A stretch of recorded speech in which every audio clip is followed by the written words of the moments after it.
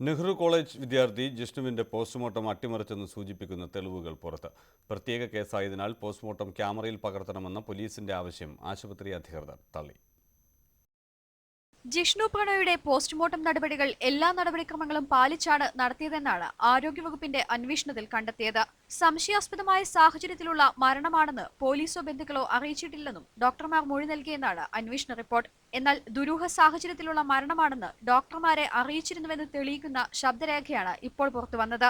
Case തുടക്കത്തിൽ അന്വേഷിച്ച പഴയന്നൂർ സ്റ്റേഷനിലെ ഗ്രേഡ് എസ്ഐ ചന്ദ്രന്റേതാണ് വെളിപ്പെടുത്തൽ.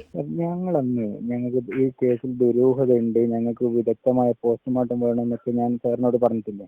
ഉണ്ടായിരുന്നു. വ്യക്തമായിട്ട് അതിൽ എഴുതിയിട്ടുണ്ട്, കൊടുത്തിട്ടുണ്ട്. ഡോക്ടറെ ഞാൻ കണ്ടു പറഞ്ഞിട്ടുണ്ട് അല്ലേ? എല്ലാ കാര്യം ചെയ്തിട്ടുണ്ട്. അവര് പറയുന്നത് പോലീസ് ധരിപ്പിച്ചിട്ടില്ല. അവരെ FIR-ൽ അല്ല, അവരെ റിപ്പോർട്ടിൽ, നിങ്ങളെ ഇൻക്വസ്റ്റ് റിപ്പോർട്ടിലുണ്ടല്ലോ, ഇൻക്വസ്റ്റില് ഒരു സാധാരണ മരണം പോലെയാണ് എഴുതിയത്. ഇതോടെ ആരോഗ്യവകുപ്പിന്റെ അന്വേഷണം തട്ടിക്കൂട്ടിയതാണെന്ന ആരോപണവുമായി ജിഷ്ണുവിന്റെ ബന്ധുക്കളും രംഗത്തെത്തി. ജിഷ്ണുവിന്റെ മരണത്തിൽ ഞങ്ങൾ പ്രതീക്ഷിച്ചതുപോലെ തന്നെ ക്രമക്കേട് നടത്തിയ ആരോഗ്യവകുപ്പിലെ ഉദ്യോഗസ്ഥരെ സംരക്ഷിച്ചുകൊണ്ടുള്ള ഒരു റിപ്പോർട്ടാണ് ഇപ്പോൾ പുറത്തു വന്നിട്ടുള്ളത്. ഈ റിപ്പോർട്ടിൽ പറയുന്നത് ഞങ്ങൾ പരാതിപ്പെട്ടിട്ടില്ല, പോലീസ് പരാതിപ്പെട്ടിട്ടില്ല എന്നുള്ള കാര്യമാണ്.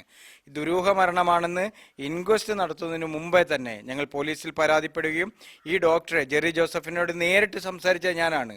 ഇത് വിദഗ്ധമായ പോസ്റ്റ്മോർട്ടം വേണമെന്നുള്ള കാര്യം അദ്ദേഹത്തോട് ഞാനാണ് നേരിട്ട് സംസാരിച്ചത് 3 വട്ടം.